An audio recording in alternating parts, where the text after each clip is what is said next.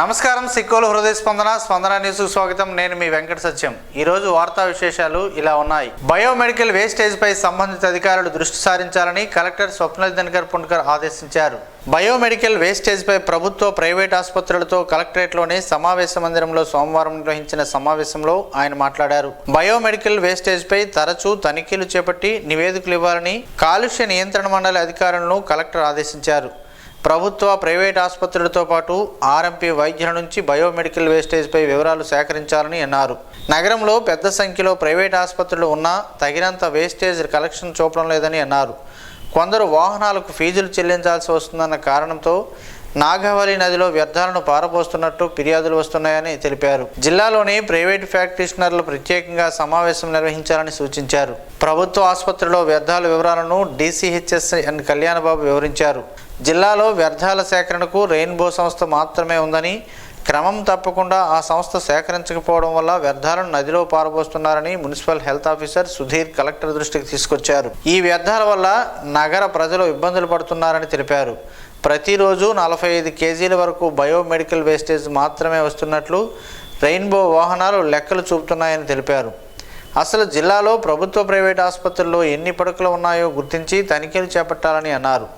ఈ సమావేశంలో pollution control board EE Karunasri, GGH superintendent Dasari Shakeela, private ఆసుపత్రుల యాజమాన్యాలు పాల్గొన్నారు. ఈ నెల 8న జరగాల్సిన పోలీస్ కానిస్టేబుల్ దేహదారుఢ్య పరీక్షలు జనవరి 11వ తేదీన జరుగుతాయని ఎస్పీ కేవీ మహేశ్వరరెడ్డి ఓ ప్రకటనలో తెలిపారు. వైకుంఠ ఏకాదశి శాంతి భద్రతల పరిరక్షణ దృష్ట్యా వాయిదా పడినట్లు శ్రీకాకుళం జిల్లా ఎస్పీ తెలిపారు. Andhra Pradesh state level recruitment board వారి షెడ్యూల్ అనుసరించి శ్రీకాకుళం జిల్లాలో జనవరి 8వ తేదీ మినహా మిగిలిన అన్ని తేదీల్లో ఎటువంటి మార్పులు లేవని, దేహదారుఢ్య పరీక్షలు యథావిధిగా కొనసాగుతాయని ఎస్పీ స్పష్టం చేశారు. కావున అభ్యర్థులు ఈ విషయాన్ని గమనించి కాల్ లెటర్లో తెలిపిన నిర్దేశించిన తేదీలు సమయానికి హాజరు కాగలరని జిల్లా ఎస్పీ కోరారు. ధనుర్మాసం సందర్భంగా అరసవెల్లి రోడ్డులో గల శ్రీరమ్య తిరుమలలో అర్చకులు కరిరంగనాథ వేణుమాధవాచార్యుల ఆధ్వర్యంలో తిరుప్పావై ప్రవచనాలు భక్తులు పఠిస్తున్నారు. భక్తులు అధిక సంఖ్యలో పాల్గొని తిరుప్పావై ప్రవచనాలను పఠించగా అర్చకులు భక్తులకు తీర్థప్రసాదాలు అందజేశారు. తెల్లవారుజామున 5:30 గంటల నుండి 7 గంటల వరకు తిరుప్పావై సేవాకాలం, ప్రసాద నివేదన, మంగళాశానం, తీర్థప్రసాద వినియోగం జరుగుతుందని అర్చకులు తెలిపారు. పండగ పూట 23 కుటుంబాలను ఇల్లు లేని నిరాశ్రయులను చేశారని ఆంధ్రప్రదేశ్ మాజీ శాసనసభాపతి తమ్మినేని సీతారాం ఆరోపించారు. ఈ రోజు మాజీ స్పీకర్ తమ్మినేని సీతారాం స్థానిక నాయకులతో కలిసి నిరాశ్రయులను పరామర్శించారు. ఈ సందర్భంగా ఆయన మాట్లాడుతూ, ఆమ్దాలవలస మండలం చిన్నజొన్నవలస గ్రామంలో సర్వే నంబర్ 108లో మోదుగుల చెరువు గట్టు ఆర్ఎన్బి రహదారి ఆనుకుని ఉన్న 25 సెంట్లు ప్రభుత్వ స్థలంలో తాత్కాలిక ఇల్లు నిర్మించుకొని పేద కుటుంబాలు జీవనం సాగిస్తున్నారని అన్నారు. ఆ స్థలం ప్రభుత్వ స్థలం కావచ్చు, కానీ సుమారు 40 సంవత్సరాలుగా అక్కడ జీవనం సాగిస్తున్నారని ఆయన అన్నారు. రాజకీయ కక్షలతో ఫిర్యాదుదారులు హైకోర్టుకు ఆశ్రయించారని అన్నారు. ఇల్లు తొలగించమని తీర్పు వచ్చినప్పటికీ ప్రభుత్వ అధికారులు వారికి ప్రత్యామ్నాయం చూపించకుండా తొలగించడం దారుణమని అన్నారు. ఎంతో కాలంగా జీవిస్తున్న ఆ కుటుంబాలను రోడ్డున పడేశారని ఆయన ఆవేదన వ్యక్తం చేశారు. పండగ పూట వారికి ఇల్లు లేక వారికి పడుతున్న కష్టాలు చూసి చలించిపోయానని అన్నారు. ఇప్పటికైనా అధికారులు స్పందించి తక్షణమే పునరావాసం కల్పించాలని, ఆ కుటుంబాలు మానవత్వంతో ఆదుకోవాలని తమ్మినేని సీతారాం డిమాండ్ చేశారు. ఆయన వెంట మాజీ DCCB director Boddepalli Narayanarao, party senior నాయకులు కోట గోవిందరావు, మాజీ పిఎస్సిఎస్ అధ్యక్షులు గురుగుబెల్లి శ్రీనివాసరావు తదితరులు ఉన్నారు. ప్రధానమంత్రి నరేంద్ర మోదీ కూటమి ప్రభుత్వం ఏర్పడిన తర్వాత తొలిసారిగా విశాఖపట్నం రానున్న నేపథ్యంలో సభను విజయవంతం చేసేందుకు అంతా సమిష్టిగా పనిచేయాలని, ఏర్పాట్లన్నింటినీ పగడ్బందీగా చేయాలని వ్యవసాయ శాఖ మంత్రి కింజరాపు అచ్చెన్నాయుడు అధికారులకు ఆదేశించారు. ప్రధాని పర్యటన నేపథ్యాన తన సహచర మంత్రులు, కూటమి నాయకులతోనూ సమాలోచనలు జరిపారు. ఏయూ ఇంజనీరింగ్ కళాశాల మైదానంలో బుధవారం నిర్వహించే సభకు ఉన్న ప్రాధాన్యతని అంతా గుర్తించాలని, ఈ మేరకు అంతా నడుచుకోవాలని సూచించారు. ఎక్కడా ఏ ఇబ్బందులు వాటిల్లకుండా ఉత్తరాంధ్ర ఖ్యాతిని పెంచే విధంగా కూటమి నాయకులంతా పనిచేయాలని కోరారు. ముఖ్యంగా యంత్రాంగం అస్సలు అలసత్వం వహించకుండా ఉండాలని కోరారు. మోదీ పర్యటనతో రాష్ట్రాభివృద్ధి దిశ దశ అన్నీ మరింతగా మారనున్నాయని, ఆయన చొరవతోనే 2 లక్షల కోట్ల రూపాయల అంచనా విలువైన పెట్టుబడులు వివిధ రూపాయలలో సమకూరనున్నాయని, కీలక ప్రాజెక్టుల రూపకల్పన సాధ్యమని తెలిపారు. విశాఖపట్నం ప్రపంచ స్థాయి నగరంగా చేసేందుకు ప్రధాని మోదీ కృషి చేయనున్నట్లు ఆశాభావం వ్యక్తం చేశారు. అందుకు అనుగుణంగానే కొన్ని కీలక ప్రాజెక్టులకు ఆయన ఆమోదం తెలిపారని గుర్తు చేశారు. ఎన్నికల తర్వాత నగరానికి వస్తున్న మోదీకి అపూర్వ స్వాగతం పలికి ఈ సభను చరిత్రలో నిలిచిపోయే విధంగా చేద్దామని పిలుపునిచ్చారు. అతిథులు రానున్న నేపథ్యంలో పోలీసు యంత్రాంగం కూడా అవసరమైన చర్యలు చేపట్టాలని కోరారు. సభా వేదిక స్వయంగా పరిశీలించారు. కూటమి నాయకులు పాల్గొన్నారు. కానిస్టేబుల్ ఎంపిక ప్రక్రియలో భాగంగా మంగళవారం 600 మంది అభ్యర్థులకు హాజరు కావాల్సి ఉండగా 364 మంది హాజరు కాగా వీరిలో 232 మంది అభ్యర్థులు అర్హత సాధించారని జిల్లా ఎస్పీ కేవీ మహేశ్వర్ రెడ్డి తెలిపారు. స్టైఫండరీ క్యాడెట్ ట్రైనీ పోలీస్ కానిస్టేబుళ్ల దేహదారుఢ్య సామర్థ్య పరీక్షలు శ్రీకాకుళం జిల్లా ఎచ్చెర్ల ఆర్మడ్ రిజర్వ్ పోలీస్ మైదానంలో పగడ్బందీగా కొనసాగుతున్నాయి. కానిస్టేబుళ్ల ఎంపిక ప్రక్రియలో అభ్యర్థులకు పరీక్షల నిర్వహణ, ఎంపిక ప్రక్రియలో జిల్లా ఎస్పీ అన్ని ప్రణాళికాబద్ధంగా జాగ్రత్తలు తీసుకొనగా ఎస్పీ పర్యవేక్షణలో హాజరైన అభ్యర్థులకు సర్టిఫికేట్లు పరిశీలన, ఫిజికల్ మెజర్మెంట్స్లో భాగంగా ఎత్తు, ఛాతీలను కొలిచారు. అనంతరం ఫిజికల్ ఎఫిషియన్సీ పరీక్షలు 1600, 100 మీటర్ల పరుగు లాంగ్ జంప్ నిర్వహించగా 232 మంది తదుపరి ప్రక్రియకు ఎంపికయ్యారు. Andhra Pradesh state level recruitment board APSLRB ఆదేశాల నియమ నిబంధనల మేరకు ఈ పరీక్షలు పటిష్టంగా జరిగాయి. సర్టిఫికేట్లు వెరిఫికేషన్ మొదలు బయోమెట్రిక్ అథెంటికేషన్, ఫిజికల్ మెజర్మెంట్ పరీక్షలు, ఫిజికల్ ఎఫిషియన్సీ పరీక్షలు, రిజల్ట్ కౌంటర్ వరకు కేటాయించిన విధులను సిబ్బంది పగడ్బందీగా నిర్వహించారు. ఎంపిక ప్రక్రియ పారదర్శకత పూర్తిగా అభ్యర్థుల ప్రతిభాధారంగానే జరుగుతున్నాయని జిల్లా ఎస్పీ పేర్కొన్నారు. ఈ నెల 8వ తేదీ బుధవారం జరగవలసిన దేహదారుఢ్య పరీక్షలు వాయిదా నేపథ్యంలో హాజరవ్వాల్సిన అభ్యర్థులు జనవరి 11వ తేదీ శనివారం యథావిధిగా హాజరు కాగలరని జిల్లా ఎస్పీ కోరారు. ఈ నియామక ప్రక్రియలో డీఎస్పీలు వివేకానంద, అప్పారావు, మూర్తి, రాంబాబు, ప్రసాదరావు ఉన్నారు. ప్రజా గ్రీవెన్స్ ఎమ్మెల్యే శంకర్ ఆధ్వర్యాన మంగళవారం స్థానిక క్యాంపు కార్యాలయంలో నిర్వహించగా ప్రజల నుంచి విన్నపాలు వెల్లువెత్తాయి. నగరంలోని విశాఖ ఏ కాలనీ టీడీపీ కార్యాలయంలో మంగళవారం ప్రజా గ్రీవెన్స్ కార్యక్రమాన్ని నిర్వహించి ఎమ్మెల్యే గొండు శంకర్ ప్రజల నుంచి వినతులను స్వీకరించారు. ఉదయం నుంచి ప్రజలు తమ అర్జీలను అందజేసేందుకు పెద్ద ఎత్తున కార్యాలయం వద్దకు చేరుకున్నారు. గారా, శ్రీకాకుళం రూరల్ నగర ప్రజల సమస్యలను తెలుసుకున్న గొండు శంకర్ సానుకూలంగా స్పందిస్తూ సంబంధిత అధికారులతో చర్చించి సమస్యల పరిష్కారానికి ప్రత్యేక చొరవ చూపించారు.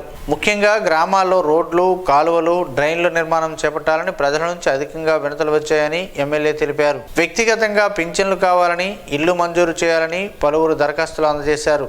రైతులకు ఎటువంటి ఇబ్బందులు కలగకుండా ధాన్యం అమ్మిన 24 గంటల్లో నగదును వారి ఖాతాల్లో జమ చేస్తున్నామని అన్నారు. నియోజకవర్గంలో ప్రజలకు ఎటువంటి సమస్యలను ఉన్నా తనను నేరుగా కార్యాలయంలో కలవచ్చని ఎమ్మెల్యే ప్రజలను కోరారు.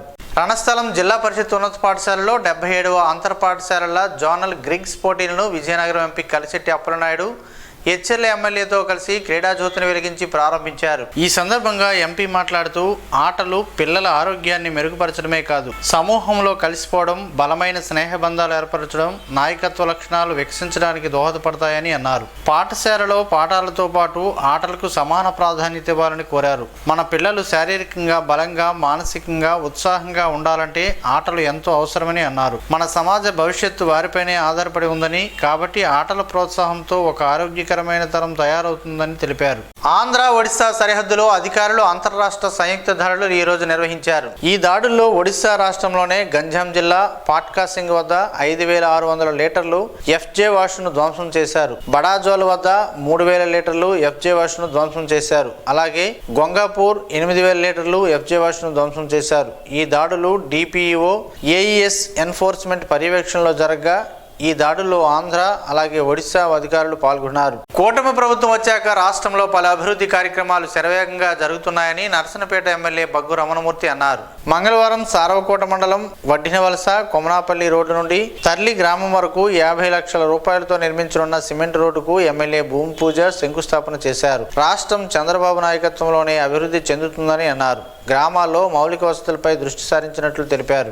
ఈ కార్యక్రమంలో మండల పార్టీ కూటమి నాయకులు, కార్యకర్తలు, ఇతర ప్రజాప్రతినిధులు మరియు మండల అధికారులు, పంచాయతీరాజ్ శాఖ అధికారులు, సచివాలయం సిబ్బంది తదితరులు పాల్గొన్నారు. భారతదేశాన్ని బలమైన దేశంగా చేయడంలో పీఎం నరేంద్ర మోడీ కృషి ఎంతో ఉందని శ్రీకాకుళం జిల్లా బీజేపీ ప్రధాన కార్యదర్శి ఇజ్జాడ శ్రీనివాసరావు, ప్రభుత్వ డిగ్రీ కళాశాల ఎన్సీసీ అధికారి డాక్టర్ ఎల్లా పోల్నాయుడు, వాకర్స్ ఇంటర్నేషనల్ సంస్థ మాజీ గవర్నర్ గేదెల ఇందిరాప్రసాదులు అన్నారు. మంగళవారం శ్రీకాకుళం ప్రభుత్వ డిగ్రీ కళాశాల ఆవరణలో ఎన్సీసీ 14 ఆంధ్ర బెటాలియన్ ఆధ్వర్యంలో మెగా స్వచ్ఛ భారత్ కార్యక్రమం ఘనంగా నిర్వహించారు. ఈ సందర్భంగా వారు మీడియాతో మాట్లాడుతూ ఆరోగ్య భారత్ ఆవిష్కరణలో ప్రతి ఒక్కరూ భాగస్వామ్యం కావాలని పిలుపునిచ్చారు. స్వచ్ఛతే సేవ కార్యక్రమం పకడ్బందీగా చేస్తున్న ఎన్సీసీ విద్యార్థులు సేవానిరతని స్ఫూర్తిని పలువురు ప్రముఖులు ప్రశంసించారు. స్వచ్ఛ భారత్ కార్యక్రమం నిరంతర ప్రక్రియని, దీన్ని ప్రతి ఒక్కరూ విధిగా పాటించి పరిశుభ్రమైన స్వచ్ఛమైన భారత్ ఆవిష్కరణకు కృషి చేయాలని కోరారు. అంతకన్నా ముందు శ్రీకాకుళం ఆర్ట్స్ కళాశాల మైదానాన్ని పరిశుభ్రం చేశారు. ప్లాస్టిక్ భూతాన్ని తరిమి కొట్టాలని, ఆనాడే ఆరోగ్య భారత్ ఆవిష్కరణ సాధ్యమవుతుందని అన్నారు. ఈ కార్యక్రమంలో స్టార్ వాకర్స్ క్లబ్ ప్రతినిధులు Gedela Lakshmi, Sasapu Joginaidu, Vavilapalli Jagannathanaidu, walkers governor Konkyana Murali, PG Gupta, Sugandham Sanjeevarao పాల్గొన్నారు. Stephen Hawking para sports association of Srikakulam వారి ఆధ్వర్యంలో జిల్లా క్రీడా ప్రాధికార సంస్థ వారి సహకారంతో జిల్లా స్థాయి పారా అథ్లెటిక్స్ పోటీలు మంగళవారం ఆర్ట్స్ కళాశాల మైదానంలో ప్రారంభమయ్యాయి. ఈ పారా క్రీడా పోటీలకు ముఖ్య అతిథిగా ఆర్ట్స్ కళాశాల ప్రిన్సిపల్ డాక్టర్ సురేఖ పాల్గొని క్రీడాకారులకు అభినందనలు తెలిపారు. Running, javelin throw, discus throw, long jump, shot put వంటి ఈవెంట్లు వివిధ విభాగాల వారీగా పోటీల నిర్వాహకులు నిర్వహించారు. ఈ పోటీలకు జిల్లా నుండి 60 మంది పారా క్రీడాకారులు పాల్గొనగా ఉన్నత ప్రతిభ కనబరిచిన 31 మంది క్రీడాకారులను ఈ నెల 30న గుంటూరులో జరగబోయే రాష్ట్ర స్థాయి పారా అథ్లెటిక్స్ పోటీలకు ఎంపిక చేయడం జరుగుతుందని, రాష్ట్ర స్థాయిలో ప్రతిభ కనబరిచిన క్రీడాకారులను జాతీయ స్థాయి పోటీలకు పంపిస్తామని తెలిపారు.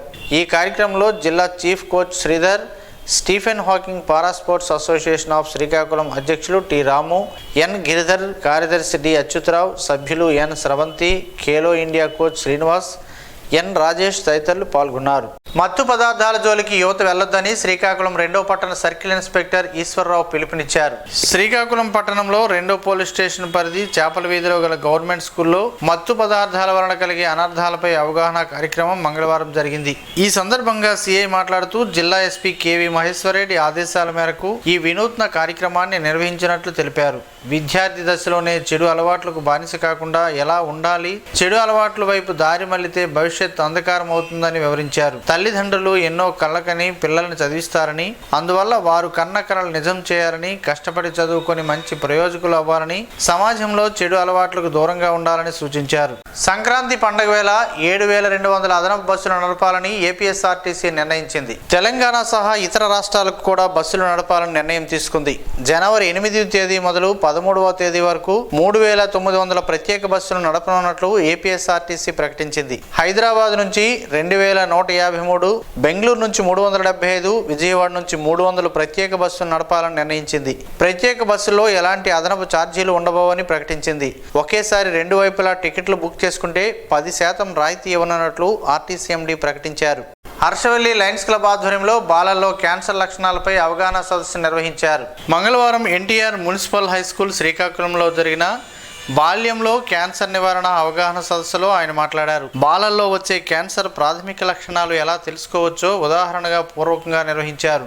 ఈ కార్యక్రమంలో హర్షవల్లి లయన్స్ క్లబ్ అధ్యక్షుడు వావిలపల్లి జగన్నాథనాయుడు, లయన్స్ ఇంటర్నేషనల్ విద్యా సంక్షేమ చైర్మన్ హారిక ప్రసాద్ మాట్లాడుతూ అనేక సేవా కార్యక్రమాలని చేపడుతున్నామని, అందులో ముఖ్యంగా పాఠశాల విద్యార్థుల్లో సృజనాత్మక శక్తిని వెలికితీయడానికి, వారి ఆరోగ్య పరిరక్షణకు అవసరమగు చర్యలను సూచించి వారికి అవగాహన కలిగించడానికి వివిధ పాఠశాలల్లో కార్యక్రమాలు నిర్వహిస్తున్నట్లు తెలిపారు. ఈ కార్యక్రమంలో ఎన్టీఆర్ మున్సిపల్ హై స్కూల్ ప్రధానోపాధ్యాయులు టి దేవదత్తానంద్ మాట్లాడుతూ పాఠశాలలో ఈ కార్యక్రమాన్ని నిర్వహించడం సంతోషదాయకమని అన్నారు. ఈ కార్యక్రమంలో హర్షవల్లి లయన్స్ క్లబ్ కార్యదర్శి మణిశర్మ, తరళి, ఉపాధ్యక్షుడు తర్లాడ అప్పలనాయుడు, డైరెక్టర్ పార్వతీశ్వరరావు, లక్ష్మీకాంత్, లక్ష్మణ్ తదితరులు పాల్గొన్నారు. పెసల మొలకలు శరీరానికి ప్రోటీన్లు అందించడంతో పాటు మరెన్నో ఆరోగ్య ప్రయోజనాలు అందిస్తాయని ఆరోగ్య నిపుణులు చెబుతున్నారు. ఆ వివరాలంటూ ఈ రోజు ప్రసారమయ్యే ఆరోగ్యమే మహాభాగ్యంలో తెలుసుకుందాం.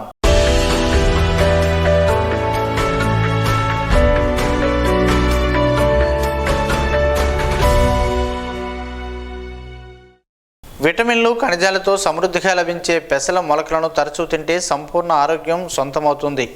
పూర్తి ప్రయోజనాలు తెలుసుకునే ముందు వీటికి సంబంధించిన పూర్తి ప్రయోజనాలు తెలుసుకునే ప్రయత్నం చేద్దాం. చిక్కుడు, బఠానీ, పెసలు, పల్లీలు వంటి మొలకెత్తించిన పుష్పగింజలను ఆరోగ్యానికి ఎంతో మేలు చేస్తాయి. ప్రతి ఒక్కరూ మొలకలు లేదా స్పాట్స్ తప్పనిసరిగా తినాలని పోషకాహార నిపుణులు, డాక్టర్లు నిత్యం చెబుతూనే ఉంటారు. అయితే పెసల మొలకలు మన శరీరానికి ప్రోటీన్లు అందించడంతో పాటు ఇతర ఆరోగ్య ప్రయోజనాలను అందిస్తాయి. విటమిన్లు, ఖనిజాలతో సమృద్ధిగా లభించే వీటిని తరచూ తింటే సంపూర్ణ ఆరోగ్యం సొంతమవుతుంది. శరీరంలో ఏమాత్రం కొవ్వు లేని లీన్ బాడీ కోసం ట్రై చేసేవారికి పెసల మొలకలు చాలా ఉపయోగపడతాయి. పెసల మొలకలలో ఫైబర్ చాలా అధికంగా లభిస్తుంది. బరువు తగ్గడానికి ప్రయత్నించే వారికి వీటికి మించిన మొలకలు లేవని చెప్పవచ్చు. ఫైబర్ ఇందులో ఎక్కువగా ఉండటం వల్ల వీటిని తినగానే కడుపు నిండిన భావన కలుగుతుంది. అప్పుడు అతిగా ఆహారం తినబుద్ధి కాదు, ఆకలి దప్పులు కూడా తీరుతాయి. ఫలితంగా బరువు తగ్గడం సాధ్యమవుతుంది. పెసర మొలకలు vitamin B, phosphorus, potassium, magnesium వంటి పోషకాలను నిలయం. ఈ మొలకల్లో అధికంగా లభించే ఐరన్ శరీరంలోనే హిమోగ్లోబిన్ స్థాయిలను పెంచుతుంది. ఫలితంగా రక్తహీనత సమస్య చాలా వరకు తగ్గుతుంది. మొలకెత్తిన పెసలలోనే సంక్లిష్ట పోషకాలు కడుపులోకి వెళ్ళిన తర్వాత చాలా చిన్న చిన్న పదార్థాలుగా మారుతాయి. అలా అణువులుగా మారిన ఆ పోషకాలు చాలా త్వరగా ఈజీగా జీర్ణమవుతాయి. వీటిలో లభించే ప్రోటియోలిటిక్ వంటి ఎంజైమ్స్ వల్ల తిన్న ఆహారం అంతా చక్కగా తొందరగా జీర్ణమవుతుంది. కార్బోహైడ్రేట్లు ప్రోటీన్లను సవ్యంగా అరిగి వండిపడతాయి.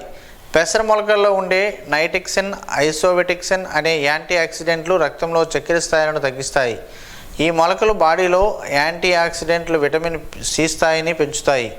ఈ మొలకలతో రోగనిరోధక శక్తిని పెంచడం, శరీరాన్ని డిటాక్స్ చేయడంలో ఉపయోగపడే క్లోరోఫిల్ కంటెంట్ను బాడీలో పెంచుకోవచ్చు. పెసరపప్పును సూపులు, సలాడ్లు ఇంకా రకరకాల వంటకాల్లో కూడా వాడుతూ మరిన్ని ఆరోగ్య ప్రయోజనాలు పొందవచ్చు. ఎముకలు దృఢంగా మార్చడంలో, ఎముకల నిర్మాణం బలపరచడంలో ఈ మొలకలు అద్భుతంగా పనిచేస్తాయి. కణాల పెరుగుదలలోనూ ఇవి ఎంతగానో దోహదం చేస్తాయని ఆరోగ్య నిపుణులు చెబుతున్నారు.